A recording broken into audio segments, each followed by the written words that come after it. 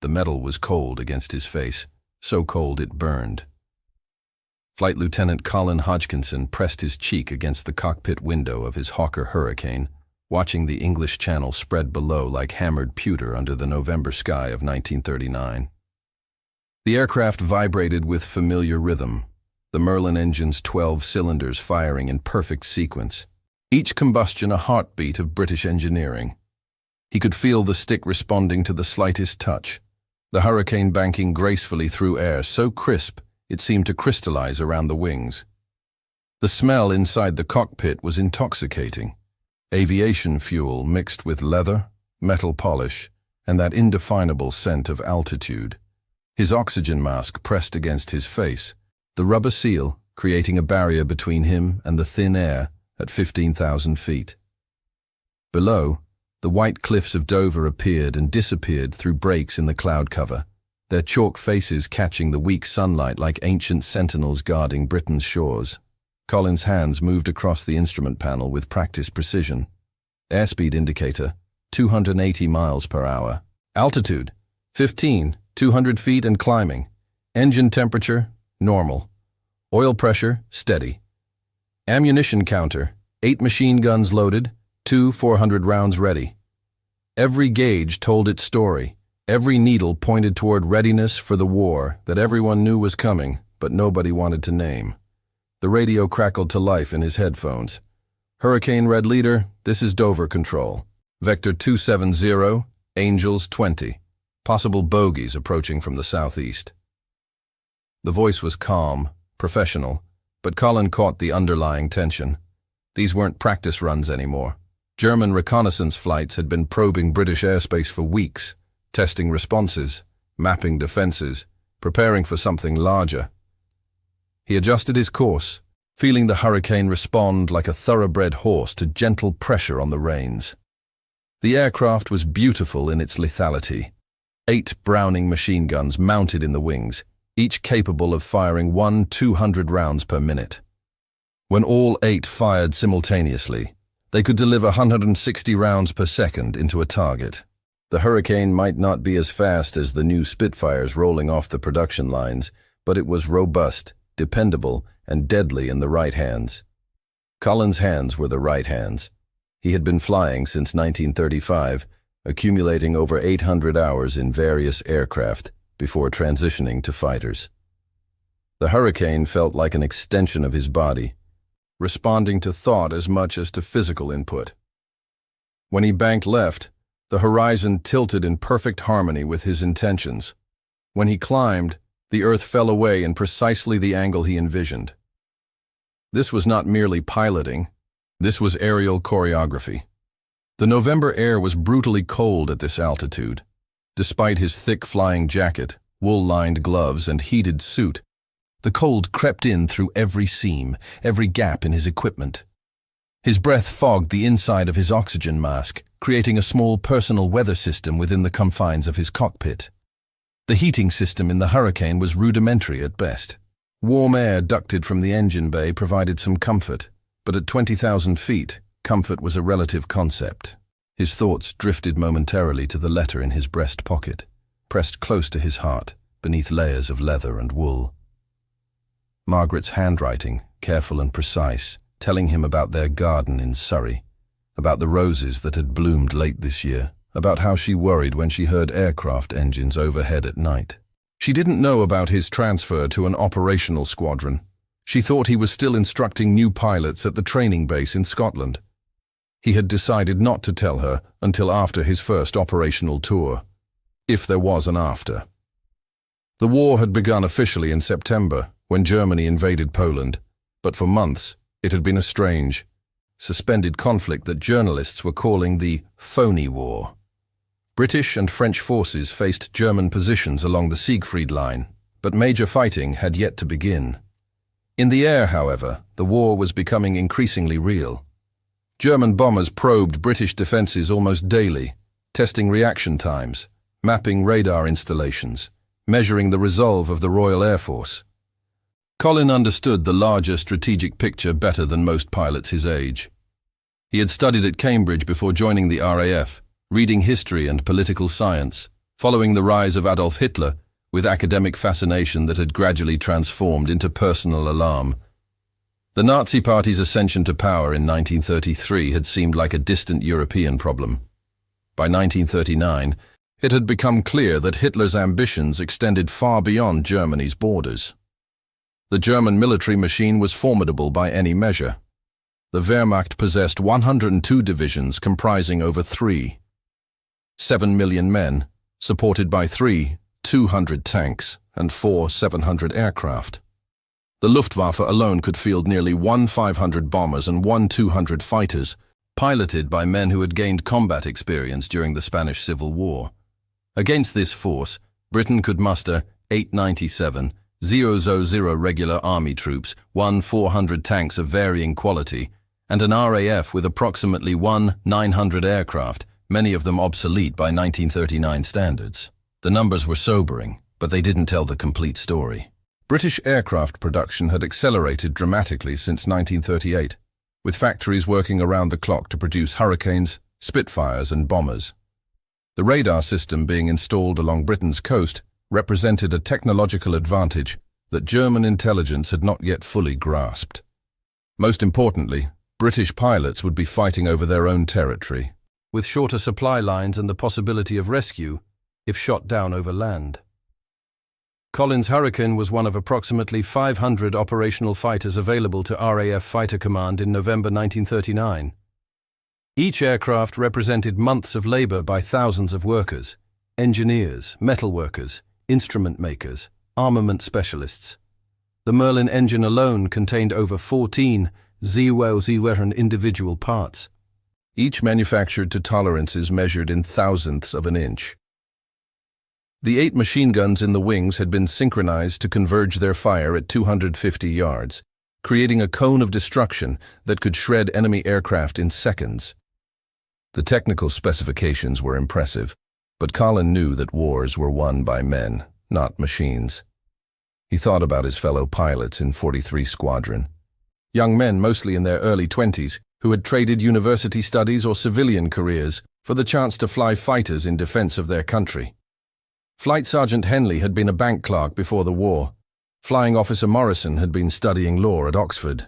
Pilot Officer Stevens had worked in his father's garage, developing an intuitive understanding of engines that made him one of the finest mechanics in the squadron. Each pilot brought different skills and perspectives to aerial combat, but they shared common characteristics that their commanders hoped would prove decisive in the coming conflict. They were volunteers, fighting for their homes and families. They had trained extensively in peacetime conditions, mastering their aircraft without the pressure of enemy fire. Most importantly, they possessed that indefinable quality that military leaders called fighting spirit, the willingness to press home an attack even when outnumbered, the determination to continue fighting when aircraft were damaged and fuel was running low. The radio crackled again. All Hurricane aircraft, this is Dover Control. Bogies confirmed as hostile. 3 Dornier 217s escorted by 6 Messerschmitt 109s, bearing 285 degrees, range 15 miles, altitude 18,000 feet. Intercept and engage. Colin's heart rate increased perceptibly, though his hands remained steady on the controls. This would be his first combat engagement, the moment when years of training would be tested against German pilots who had been honing their skills over Poland and in skirmishes along the Western Front. The Messerschmitt Bf 109 was arguably the finest fighter aircraft in the world in late 1939, faster and more maneuverable than the Hurricane, with a ceiling advantage of several thousand feet. But Colin knew his aircraft's strengths as well as its limitations. The Hurricane was incredibly robust, capable of absorbing damage that would destroy more lightly built fighters. Its 8-gun armament was devastating at close range. Most importantly, it was a stable gun platform, easier to aim accurately than the twitchier German fighter. In combat, accuracy often mattered more than pure performance. He pushed the throttle forward, feeling the Merlin engine respond with a surge of power that pressed him back into his seat. The Hurricane accelerated smoothly through 300 miles per hour, then 320, approaching its maximum speed at this altitude. The engine note changed as the propeller blades automatically adjusted their pitch. maintaining optimal efficiency as airspeed increased. Every mechanical system worked in harmony, the result of British engineering refined through decades of aircraft development. The cloud layer below was breaking up, revealing the dark waters of the channel dotted with white caps where the wind was rising. Colin could see the wake of a Royal Navy destroyer far below, steaming eastward on patrol. The ship looked impossibly small from this altitude, a grey speck on the vast expanse of water that separated Britain from occupied Europe. He wondered if the sailors aboard were watching his Hurricane climb toward the approaching German formation, if they understood that the fate of their country might depend on a handful of young men in single-engine fighters. His altimeter read 18, 500 feet when he spotted them, black dots against the grey sky, growing larger with each second. The Dornier flew in a tight formation, their twin engines clearly visible, bomb bays probably loaded with high explosives intended for targets along the English coast. The Messerschmitts weaved above and around the bombers in a defensive pattern that spoke of experienced leadership and careful planning. Colin activated his gun sight, a reflector sight that projected an illuminated ring and dot onto a piece of glass mounted in front of his windscreen. The sight was calibrated for the Hurricane's 8 machine guns, showing exactly where the bullets would converge at 250 yards.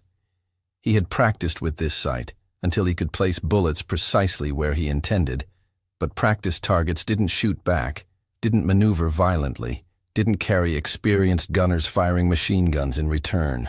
The German formation was close enough now that he could distinguish individual aircraft characteristics. The Dorniers were Tu-17s, fast bombers capable of carrying 400 pounds of bombs over considerable distances. Each bomber carried a crew of 4 men and defensive armament consisting of machine guns in the nose, dorsal, and ventral positions. They were dangerous opponents, capable of inflicting serious damage on attacking fighters. The escorting Messerschmitts were even more concerning. The Bf-109E was the latest variant of the German fighter, powered by a Daimler-Benz engine producing 175 horsepower, considerably more than the Hurricane's 30 horsepower Merlin. The German fighter could climb faster, turn tighter at high altitude, and had a service ceiling nearly 3,000 feet higher than the Hurricane. In the hands of experienced pilots, the 109 was a formidable adversary. But Colin had advantages beyond pure aircraft performance. He was fighting over friendly territory, with radar controllers providing accurate information about enemy positions and movements. If his aircraft was damaged, he might be able to reach friendly territory for an emergency landing. Most importantly, he was defending his homeland against invaders, a psychological advantage that military historians had documented throughout centuries of warfare. The engagement began with shocking suddenness. One moment, the two formations were converging at a combined speed of over 500 miles per hour. The next, aircraft were scattered across several square miles of sky in individual combat.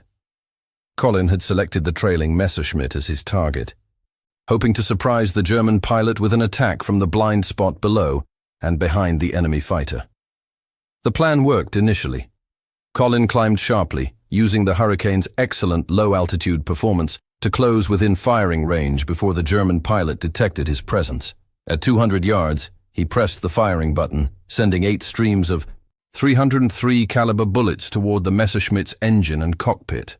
The sound was extraordinary, a metallic hammering that drowned out even the Merlin engine, vibration transmitted through the airframe as 160 rounds per second erupted from the wing-mounted guns. But the German pilot was experienced, skilled, and lucky.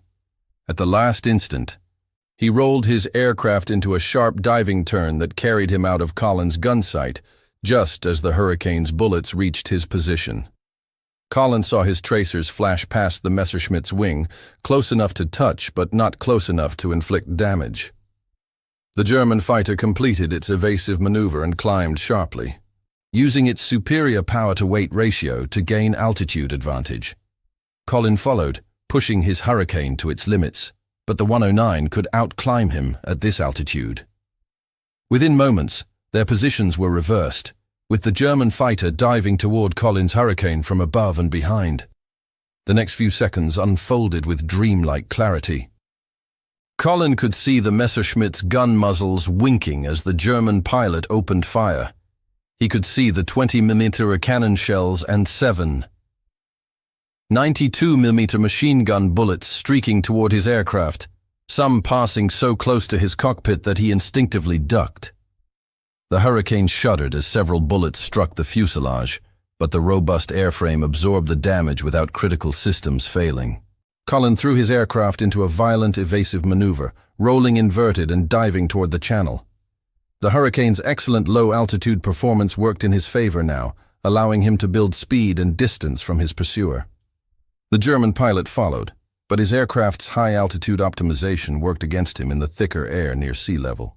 The chase continued for what felt like hours, but lasted perhaps 90 seconds. Colin used every trick he had learned in training, and some he improvised on the spot, turning inside the German fighter's attempts to line up a shot, using the Hurricane's superior maneuverability at low altitude to gradually reverse their positions once again. When the opportunity came, Colin took it without hesitation. The Messerschmitt pilot had committed to a high-speed diving attack, sacrificing maneuverability for speed. Colin waited until the last possible moment, then rolled hard right and pulled up sharply, using the Hurricane's rugged construction to withstand G-forces that would have torn apart a lighter aircraft. The German fighter flashed past, unable to follow Colin's maneuver at such high speed. For a brief instant, the 109 was perfectly positioned in Colin's gun sight, range less than 150 yards, deflection angle minimal. Colin pressed the firing button and held it down, watching his bullets tear into the German aircraft's engine and cockpit area. The effect was immediate and devastating. The Messerschmitt's engine began trailing thick black smoke, then burst into flames. Colin could see the pilot struggling with his controls as the fighter entered an unrecoverable dive toward the channel. At the last moment, a parachute blossomed above the burning aircraft, carrying its pilot toward the cold waters below. Colin circled the area briefly, watching the German pilot's parachute descend toward the channel. Naval rescue services would attempt to recover the downed airman if possible. Even enemies deserved rescue from the sea. Then he turned toward home, checking his aircraft systems and calculating his remaining fuel. The engagement had lasted less than 5 minutes, but it had changed everything. Colin had crossed the invisible line between peacetime pilot and combat veteran. He had looked into another man's eyes down the length of a gun sight and pulled the trigger without hesitation. He had proven to himself that he could fight effectively in aerial combat, that years of training had prepared him for this ultimate test. But the victory felt different than he had expected. There was satisfaction in defending his country successfully, pride in his aircraft and his skills. There was also a profound sadness for the German pilot whose aircraft now rested on the bottom of the English Channel. That man had been someone's son, perhaps someone's husband or father. He had been fighting for his country just as Colin was fighting for Britain. The flight back to base passed in contemplation of these contradictions. War demanded killing, but killing should never become easy or casual. Colin understood that he would probably shoot down other enemy aircraft in the coming months, that some of those pilots would not survive to be rescued. The knowledge weighed on him, but it did not diminish his resolve to continue fighting. Landing at his home airfield, Colin was greeted by ground crew who had monitored the radio communications and knew that he had scored his first victory. Their congratulations were genuine but subdued. Everyone understood that this engagement was merely the beginning of a much larger conflict that would test every man and woman in Britain. That evening, Colin wrote a letter to Margaret, carefully avoiding any mention of combat or danger. He described the beauty of flying above the clouds, the technical excellence of his Hurricane, the camaraderie among his fellow pilots. He did not mention the German pilot whose aircraft he had destroyed, or the bullets that had passed within inches of his own cockpit. The war would continue for 5.5 more years. Colin would eventually shoot down 17 enemy aircraft, becoming one of the RAF's most successful fighter pilots. But he would also pay a terrible price for his skill and courage. On a clear morning in April 1940, flying a dawn patrol over the Channel, his Hurricane would be struck by cannon fire from a German fighter he never saw approaching. The shells would destroy most of his cockpit instruments and severely damage his engine. Worse, Fragments would tear through his flying helmet, destroying both of his eyes and leaving him permanently blind. Most pilots would have died in such circumstances, unable to navigate or land without sight. But Colin possessed extraordinary determination and an almost supernatural understanding of his aircraft. Flying entirely by sound and feel, he would manage to nurse his crippled Hurricane back to friendly territory. The engine coughed and missed, threatening to quit completely. Oil pressure dropped steadily as damaged lines leaked precious lubricant. But Colin could hear subtle changes in engine note that told him when to adjust mixture settings, when to reduce power to prevent complete failure. The landing was a miracle of airmanship and luck. Colin approached his home airfield entirely by memory and instinct, using radio guidance from the control tower to line up with the runway. He could not see the ground rushing up to meet him, could not judge his height above the surface or his rate of descent. But he could feel the Hurricane's flight characteristics changing as it entered ground effect, could sense the moment when the main wheels touched grass. The aircraft bounced once, settled, and rolled to a stop. Ground crew and medical personnel rushed to the cockpit, finding Colin unconscious from blood loss but alive. His flying career appeared to be over before his 25th birthday. No Air Force in the world had ever allowed a blind pilot to fly combat missions. But Colin would prove conventional wisdom wrong. During months of recovery and rehabilitation, he would develop techniques for flying without sight that seemed impossible to anyone who had not experienced them firsthand. He learned to interpret engine sounds with extraordinary precision, detecting power changes measured in dozens of RPM. He memorized every instrument position in the cockpit, developing the ability to navigate by touch alone. Most importantly, he retained his fighter pilot instincts and his knowledge of aerial tactics. When he requested permission to return to operational flying, his superiors were skeptical but intrigued. They arranged a series of tests that would determine whether a blind pilot could function effectively in combat. The tests were rigorous and dangerous. Colin had to demonstrate that he could take off and land safely using only radio guidance and his enhanced hearing. He had to show that he could navigate accurately using compass headings and timing. Most challenging of all, he had to prove that he could engage enemy aircraft in aerial combat without endangering himself or his wingmen. The proof came in a series of training exercises against experienced RAF pilots flying various enemy aircraft types. Colin's Hurricane was equipped with a radio system that allowed ground controllers to provide target information, giving him the direction and distance to approaching aircraft. His wingmen could supplement this information with precise guidance during the final stages of an attack. What surprised everyone, including Colin himself, was how effectively this system worked. His other senses had become incredibly acute during months of blindness. He could detect enemy aircraft by the sound of their engines at distances that amazed sighted pilots. He could judge relative positions and closing speeds with uncanny accuracy. Most remarkably, he could aim and fire his guns with deadly precision, using sound and feedback from his aircraft to place bullets exactly where he intended. The RAF's decision to allow Colin to return to combat flying was unprecedented and controversial. Traditional military thinking held that physical disabilities automatically disqualified personnel from frontline service. But the desperate circumstances of 1940 and 1941 forced commanders to reconsider such assumptions. Britain needed every experienced pilot it could find, and Colin's unique skills might prove valuable in ways that normal flying abilities could not match. His return to operations in the summer of 1941 coincided with intensified German air attacks on British shipping and coastal installations. The Luftwaffe had learned from its defeats during the Battle of Britain, developing new tactics that emphasized speed and surprise over the massive formations that had proved so vulnerable to RAF fighters. Colin's first combat mission after returning to duty was a patrol over the Thames estuary, an area where German bombers frequently attempted to attack shipping and port facilities. He flew as wingman to an experienced pilot who could provide visual guidance during the approach to combat. But once fighting began, Colin was essentially on his own. The engagement began when ground control vectored their section toward a formation of Junkers Ju 88 bombers approaching from the southeast. Collins' wingmen spotted the enemy aircraft first and provided heading and distance information over the radio. As they closed to within a mile of the German formation, Collins began to hear the distinctive sound of Junkers Jumo engines, a rhythmic thrumming different from any British aircraft. The attack developed with textbook precision. Collins' wingman engaged the escorting fighters, while Collins concentrated on the bombers.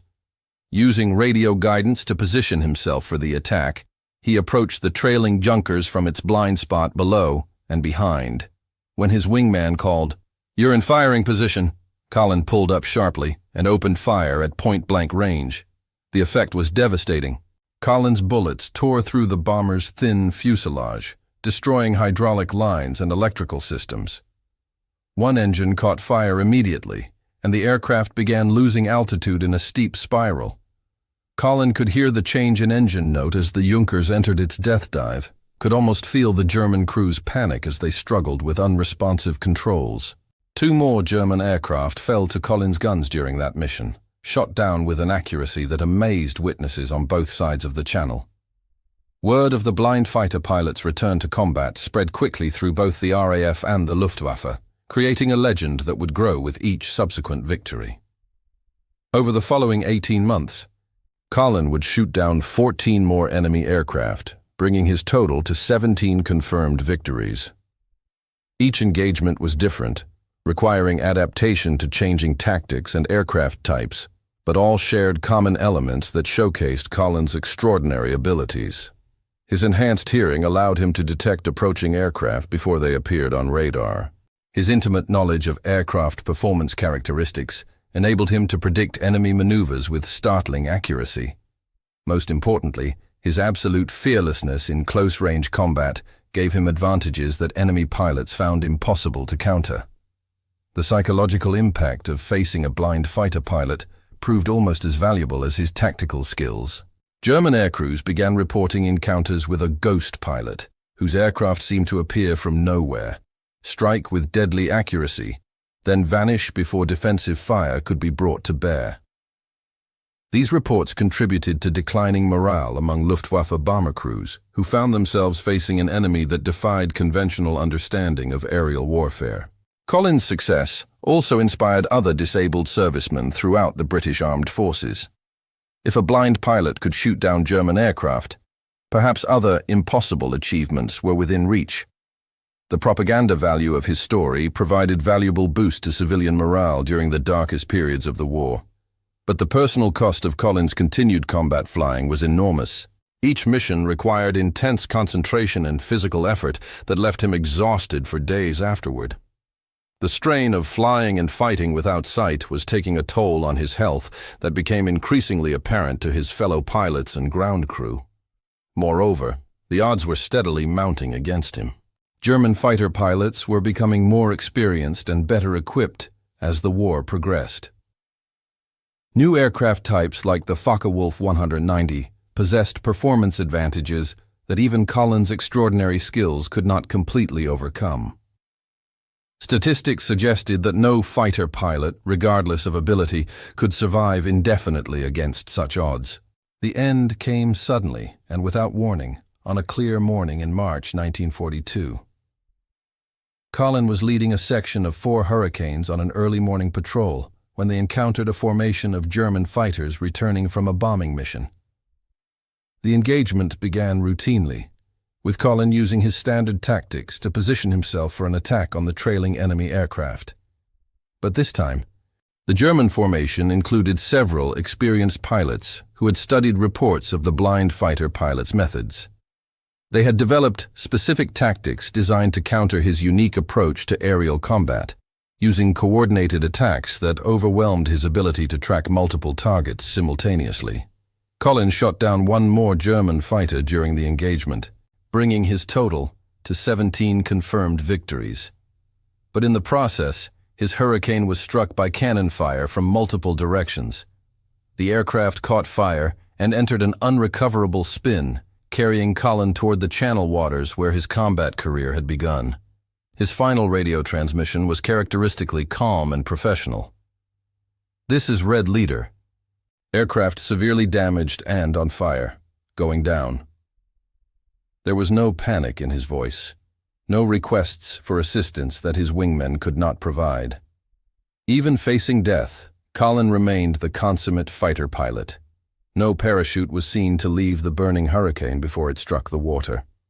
Search and rescue operations continued for 3 days, but no trace of Colin or his aircraft was ever found. The Channel had claimed another victim, as it had claimed the German pilot whose aircraft Colin had destroyed during his first combat mission 3 years earlier. The official announcement of Colin's death made headlines throughout Britain and the Commonwealth. Here was a story that captured everything the nation wanted to believe about itself during its darkest hour: determination in the face of impossible odds, courage that transformed disability into strength, quiet heroism that asked for no special recognition or reward. But Colin's legacy extended far beyond wartime propaganda. His 17 confirmed victories made him one of the most successful fighter pilots in RAF history. More importantly, his achievements proved that human determination and ingenuity could overcome physical limitations that seemed insurmountable to conventional thinking. Medical researchers studied Colin's case extensively after the war, learning valuable lessons about sensory adaptation and the plasticity of human perception.